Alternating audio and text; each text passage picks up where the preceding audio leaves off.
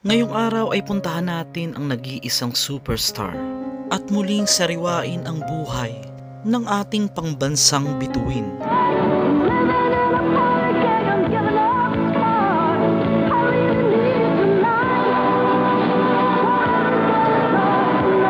Ikinararangal kong ibahagi sa inyo at puntahan ang mismong puntod ng ating superstar at magbalik tanaw alaala sa kanyang buhay at nakaraan. And your eyes, they tell me how much you... Mga Noranians at kapwa nating Pilipino, ang ating national artist at bituin. Ang himala ay nasa puso ng tao. Si Nora Honor. Balik Manila ako mula Davao City.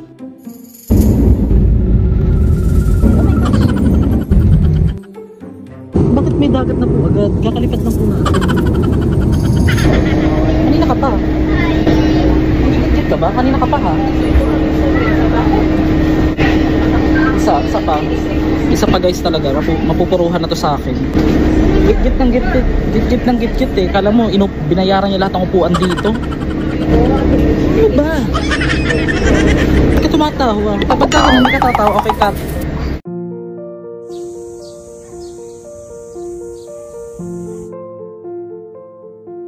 Sa gitna ng paggunita sa Semana Santa, ang malungkot namang pagpanaw ni National Artist for Film and Broadcast Arts, Nora Honor. Inanunsyo po yan ng kanyang mga anak na labis ang pagdadalamhati. Nagpaabot din ng pagpupugay at pag-alaga suporta ng tinaguriang superstar ng Philippine Entertainment.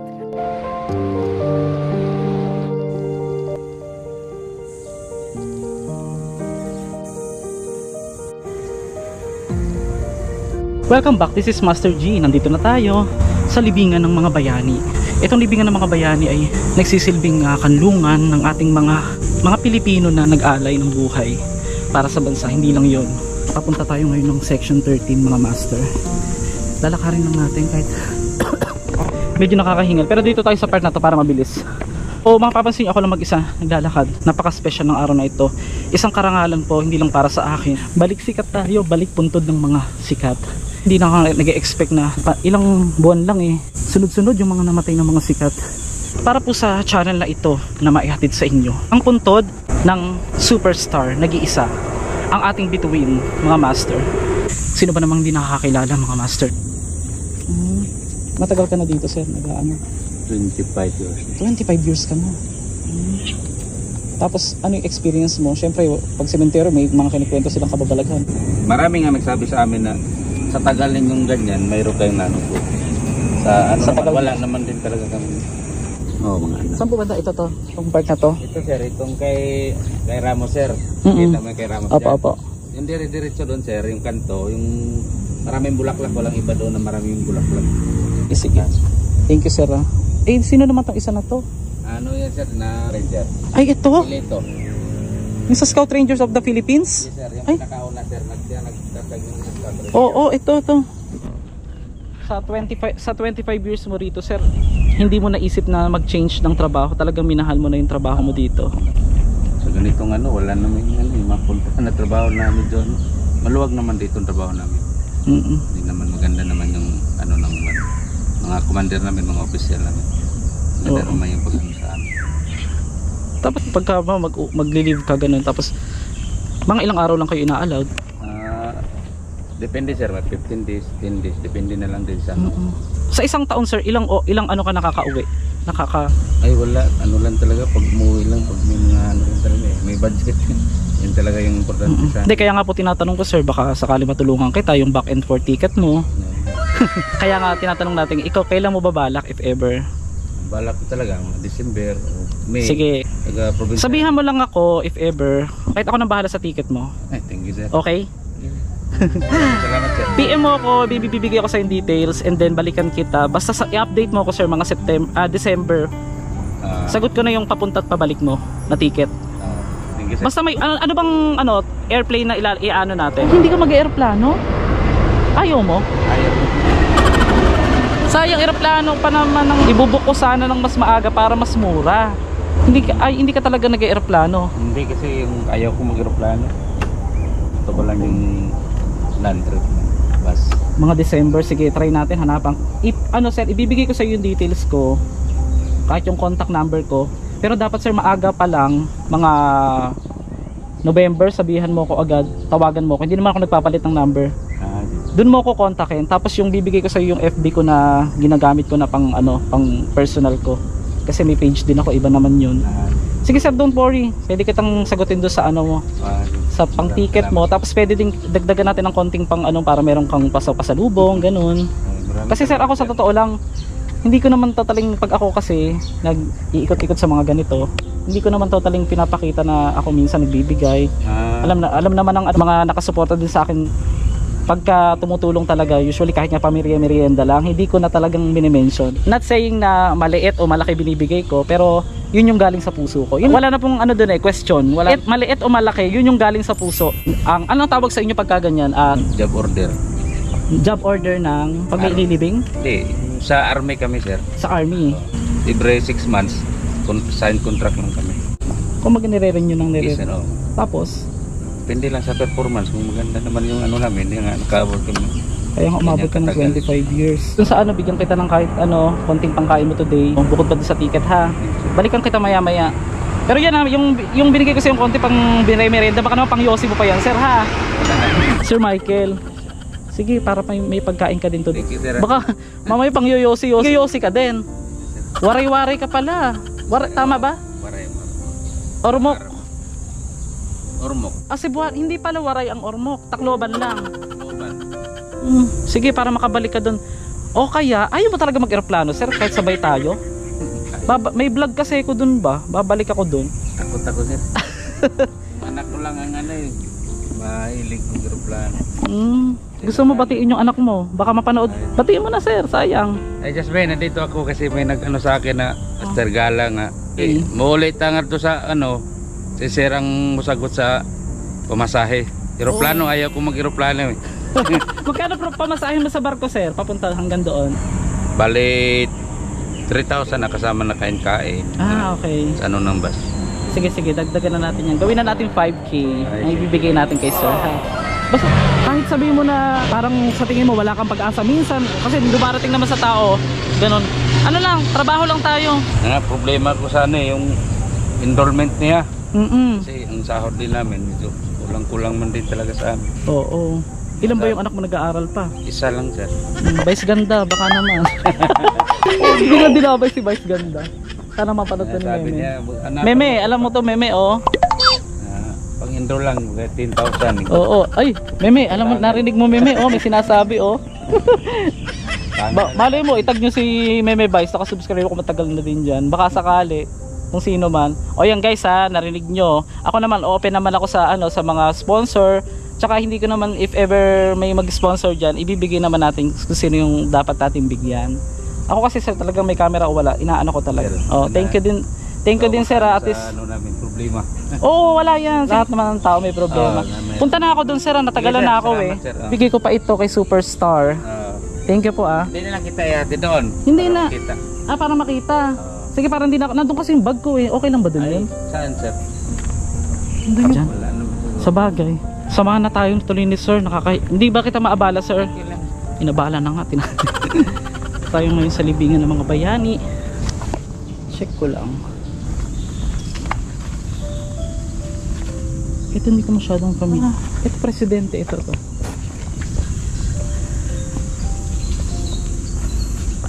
Ito yung kay Diosdado Macapagal.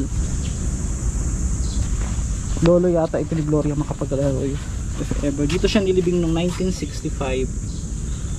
If I'm not 1861. May bago pang dumalaw.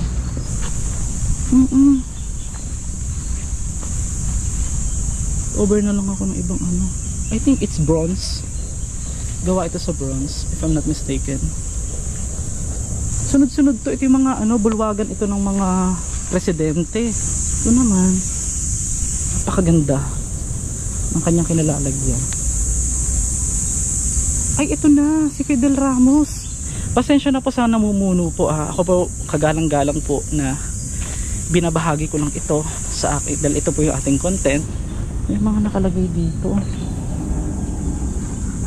Master, gala ng pakiramdam pag nakakarating ka sa mga tanyag at may malaking ambag sa Pilipinas? Heartwarming or nakakatindig balahibo din dahil bihira lang yung mga nakakapag-vlog ngayon. I have fought the good fight. I have finished. So may nakalagay na Bible verse na 2 Timothy 4 verses 7. Ito yung earn. Comment below. Ito yung inilalagay ba lahat mga master? Mga nakakaalam po.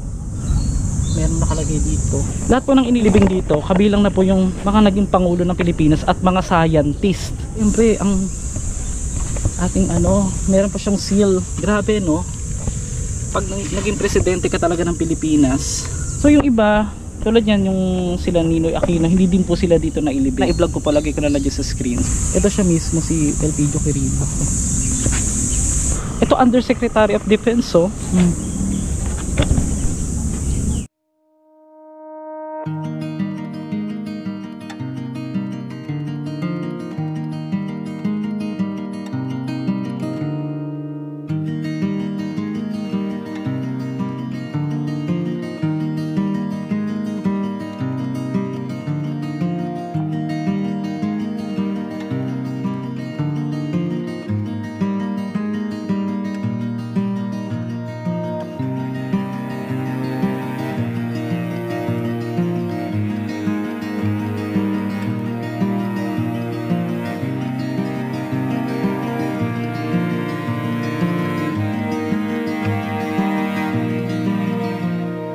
Ilan kayong dito tao sa umaga? 54. Sir, yung time po ba na nandito po ba si President Digong na ipinalibing itong si dating Pangulong Kasi nakalimutan ko na binalita po kasi yun eh.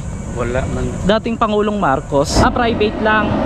Wait lang sir, idagdag ko na lang. Total nandito na tayo. Ito yung puntod ng dating Pangulong Ferdinand Marcos na napuntahan ko. Yan.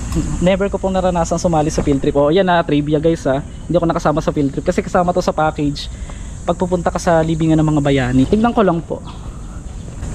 Kailan po huling dumalo si BBM dito? Ay wala. Ilang presidente din po ang nagdaan na hindi po na ipalibing dito sa libingan ng mga bayani. Ang dating Pangulo Ferdinand Marcos. Ito yung ama ng presidente ngayon. Kasi nung pumunta ako dito, hindi pa siya presidente noon.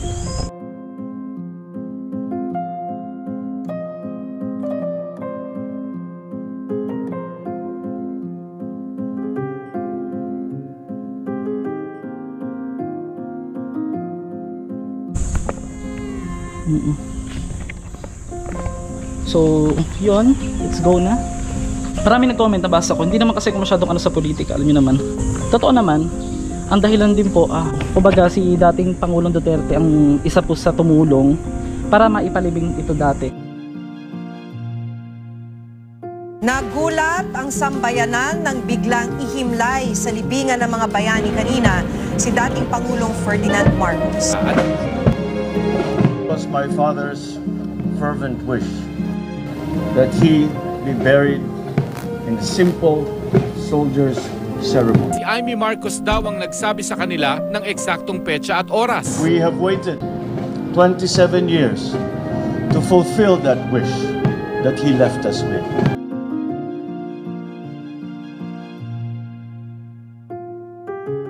We thank President Rodrigo Duterte for his recognition of my father's service to the nation. Isinaka ito sa isang karwahe. Naroon si dating First Lady Imelda Marcos, mga anak na sina Ilocos Norte Governor Amy Marcos at dating Senador Bongbong Marcos. Bukod sa ito'y pinag-usapan ng mga nakaraang buwan, naging mainit ang panayam ng Vice Presidente. Sabi ko sa kanya, kung hindi kayo tumigil, huhukayin ko yung tatay ninyo, itatapon ko siya sa West Philippine Sea. Kunin ko yung katawan ng tatay niyo, tapon ko yan doon sa West Philippine Sea. Wala pang isang oras natapos na ang seremonya sa pagpapalibing kay Marcos. Sa libingan ng mga bayani. Saan po yung scientist, sir? Kung makauwi ka, update mo lang ako, sir. Sino uuwian mo? Mama mo? Tsaka? Kapatid. Tsaka guys, sa disclaimer, hindi ko ginawang content si sir. Baka may magko-comment dyan. Ay, kikitain din naman, mababawi. Maling mindset po iyon.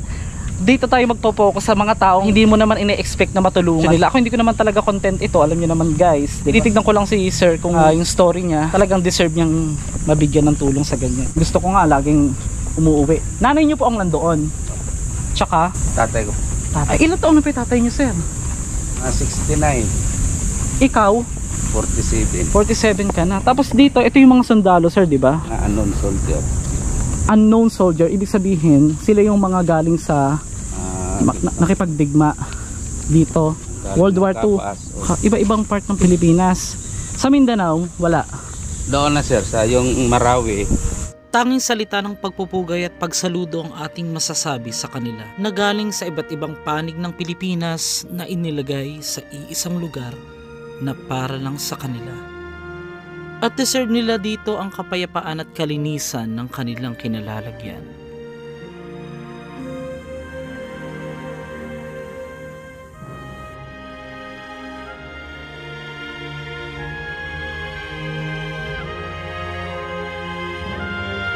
So, parang pinakatrabaho mo, sir, pagka wala kayong ginagawa, yung walis-walis, ganun-ganun. Okay. Oh. Tanggalin yung buto Saan po? Anong buto po? sa sundalo. Sundalo. Saan ililipat po, ganun? Iuwi daw nila. Mong kamag-anak. Apo. May babayaran pa sila, wala na. Wala na po, Wala na. bahala na lang sila sa amin. May idea kayo, sir, pag pupunta dyan si Sir Rapi Tulfo? O biglaan lang din? Punta siya sir, mamigay siya ng grocery, Ay, ang taray! lalo na yung pandemic. Salute, Sir Rapi Tulfo. So, ito na guys, sinama lang po natin. Ito yung puntod ng tatay ni Senador Tulfo ngayon, Sir Rapi. So, yun, dito siya nilibing sa section 16. So, yung nakasulat dyan na early birth o September 5, 1915, eternal rebirth feast of the Sacred Heart, June 14, 1985. By Christ's death and resurrection, we are born to eternal life. So yan, makikita nyo guys, simple, kabilang dito para siya nasa middle part dito, sa mula dito sa parang monument. Sa honor po for me na nakarating po dito. Sama namin sir. Oo. The Battle of Yulting during the Coron War saw a significant contribution from Filipino soldiers, specifically the Philippine Expeditionary Force to Korea, PETA. They fought alongside forces against Chinese and North Korean forces. A key moment was the defense of Hill 303, where the 10th Battalion combat teams faced a much larger enemy force, demonstrating bravery and resilience.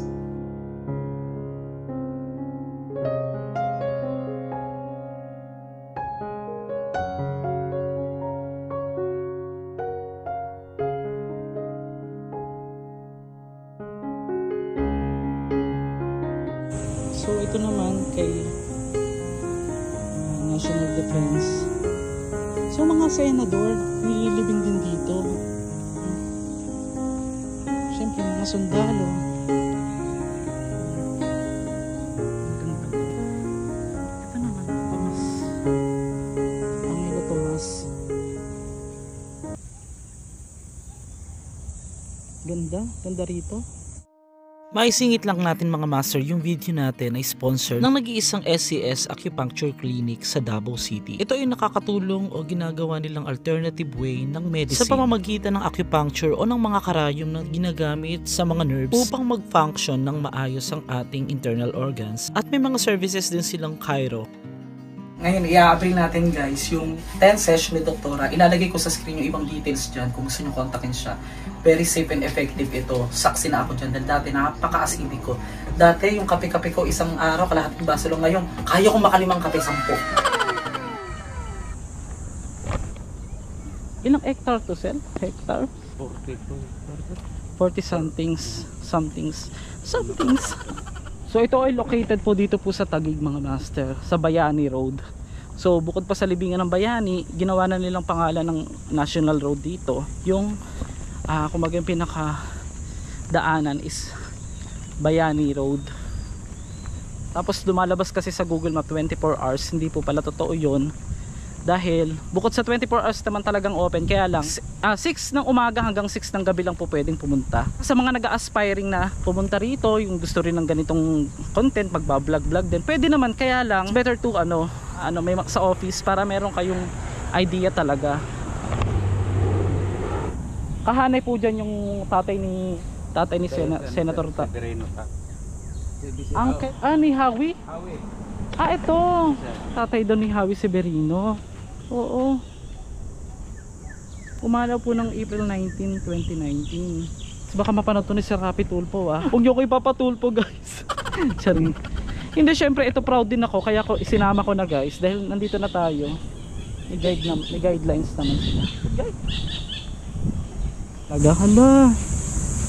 So ito, makikita mo tong part na ito. So mula dun sa entrance, kaliwa ka lang section 7, and then ito na yung 13. Nandito mga nakalibing. Ito pala yung mga naging national artist din. Tapos kahileran niya yung mga scientists, may mga section, may mga number dyan, 26. So ayan, artist of theater, Wilfred. Hindi na natin maisa-isa guys, pasensya na. Tapos visual arts. Ay, kaapelyido ko? Ang taray, merong guys, may kaapelyido tayong national artist. Ngayon ko lang nalaman, kasi Joaquin po yung apelyido ko ni Master Gala. Sa mga nagtatanong lang. Ano ko lang, yan. Yung tayo pag maganda sinasabi, Joaquin, National Artist for Literature.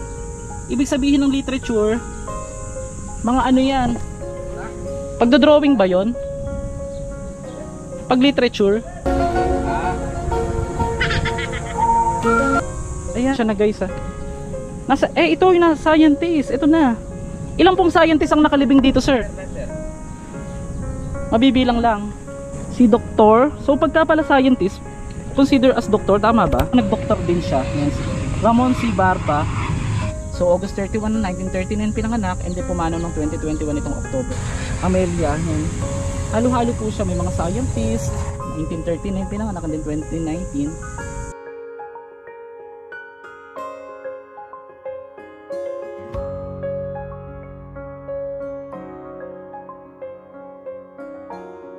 Ito na po yung puntod ng ating superstar.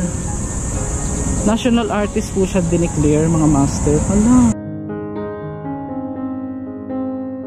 27 years ago na ang nakararaan nung ginanapan ni Nora Aunor ang story ni Flor Contemplacion, directed by Joel Lamangan. So guys, ang pinaka nare-remember ko dito kay Nora Aunor, kasi hawig daw ng lola ko. Siguro sa mata, maybe. Sa kulay morena din kasi yung lola ko. Ilocana. Ang tawag sa kanya talaga, imbis na, kasi Abelina ang tunay na pangalan no, Nora.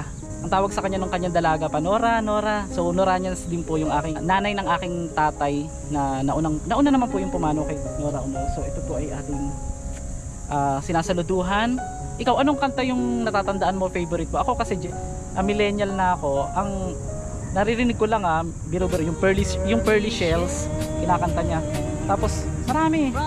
Yung next gusto kong puntahan yung kay Sherry Hill. Oo. Ayon kay Michael De Mesa, ang mga remains ng dating aktres na si Sherry Hill ay na-cremate na. Ang majority remains nito ay nasa kanyang kapatid sa California at ang ilan ay nasa kanyang mga magulang. Ang ilang mga abo ay kinalat sa Bukidnon. Sa kadahilanang ito raw ang pinakapaboritong lugar ni Sherry Hill. Sumikat ang tambalan nila ni Nora Aunor sa TV episode na Between noong 2002. Si Mama ang nagpadala ng tubig ngayon dito.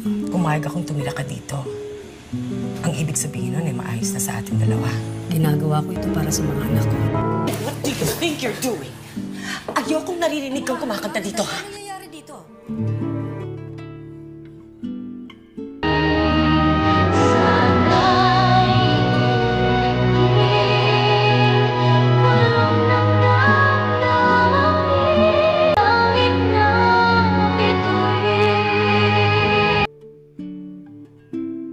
Maging ang palabas na Unanay kasama ang bidang si Joe Berry noong 2002 sa GMA7. Lamunin mo ang bulaklak ko! Pinag-usapan din ang acting showdown ni na Ate Guy at ng primera kontrabida na si Sherry Hill na gumaganap na Helena. Alam ng Diyos! Ikaw ang pumatay sa kapatid ko! Kaya papatayin kita dahil pinatay mo ang kapatid ko! Bakit ituloy mo pa sa likod ng kulungan ng pagluluksa mo? Ah, ganun ha!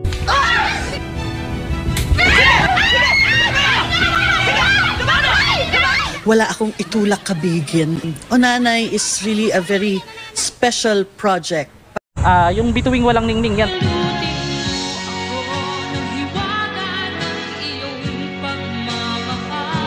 Binaboy mo. Baliw ang nagsasabing isinilang na ang aking karibal. You'll never make it. You're nothing but a second-rate, trying hard, copycat. Lapit kasi sa airport. Yung Philippine Airlines kasi guys, iba yung tunog. Bakit nadama yung Philippine Airlines? So magbalik tanaw tayo saglit guys sa kanyang buhay. Walang himala! Ang himala ay nasa puso ng tao! Nasa puso nating lahat! Ang impormasyong iyon ay nag-udyo kay President Fidel V. Ramos para humingi ng stay of execution o pagde-delay sa schedule ng bitay. Hindi ito pinaliwalaan ng korte at itinuloy ang pagbitay kay Flor. Directed by Joel Lamangan ng Viva Films. Patay pero binawi ito matapos sabihing pinilit lamang siya na akuin ang krimen. Ayoko maging alila sila na gaya ko. Ayoko na ng ganitong buhay. You're under arrest for killing the maid of Mr. Wong Sin-kyung. No! Biktima lamang mo siya ng isang frame-up. Tumahimik ka na lang.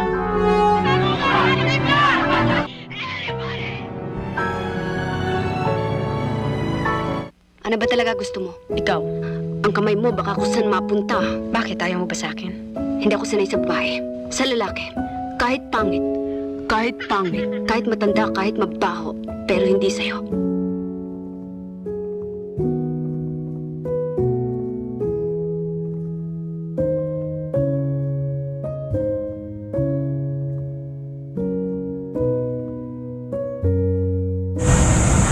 So lagyan na natin yung ating flowers. Mami, may 1953 may star and then 2025. So yan, Nora C. Villamayor. Pinanganak po siya sa Camarines Sur. Lagay po natin dito. Saan ba natin pwedeng i-display ito? Dito lang tayo sa likod. Low-key lang tayo. Low-key. Ang dami din mga nagpunta. So kahapon mga master, dumalaw daw po dito sila Matet de Leon. Nagpunta rito. Isang karangalan sa atin guys na makarating dito po sa puntod ng nag-iisang superstar, si Nora Aunor. Nakaka heartwarming. I can't explain. Hindi ko siya nakita in person pero ito para po sa mga Noranians, para rin po sa mga nagmamahal, subscriber natin. Ito na po. Kahit medyo natagalan, pasensya na guys. So yan, yung puntod niya rito makikita nyo na simple lang. May nakalagay po dyan sa kanyang pinakalapida, pinaka-cruise ng National Artist, Film and Broadcast Arts. Kabilang sa 8 inihalal na bagong national artist ang ating superstar na si Nora Aunor, subalit hindi siya nakarating ng time na yun. In behalf ng kanyang mga anak na si Matet de Leon at Ian de Leon ang tumanggap ng parangal sa ilalim ng pangangasiwa ng dating Pangulong Duterte. Kabilang sa 8 mga naparangalan ng pagiging national artist ay si Agnes Locsin ng dance, Salvacion Lim Higgins, Hemino Abad, Fides Cuyugan Asensio for music, Tony Mabesa for theater, and Marilu Diaz Abaya at Ricardo Ricky Lee for film and broadcast arts. Pinanganak ng May 21, 1953 at pumano ng April 16, 2025, superstar. So, lang baka maiwan ko yung aking ano. Ganda. Marami, ay may mga bakanting ano pa dito, lupa. So, yan yung mga binigay ng mga Noranians. Itong flower na white, na rose po. Si Lotlot po ba si Matet ang nagpunta?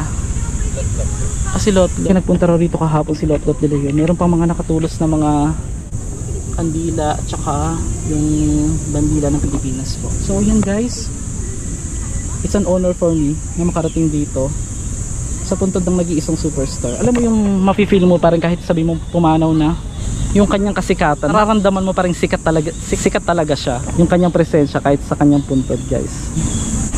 Lalo na po kung ikaw ay Gen Z, Gen X, alam ko, pero kilala po yan, nag-iisa po yung superstar sa Pilipinas na nabigyan ng parangal. Nagpapasalamat din pala ako guys, lalo po nandiyan sa screen, mga supporters natin, mga masters, mga OFW, regular viewers, dahil mga nakaka-appreciate na Master Gala talagang porting mo talagang sementeryo, bagay na bagay sa iyo.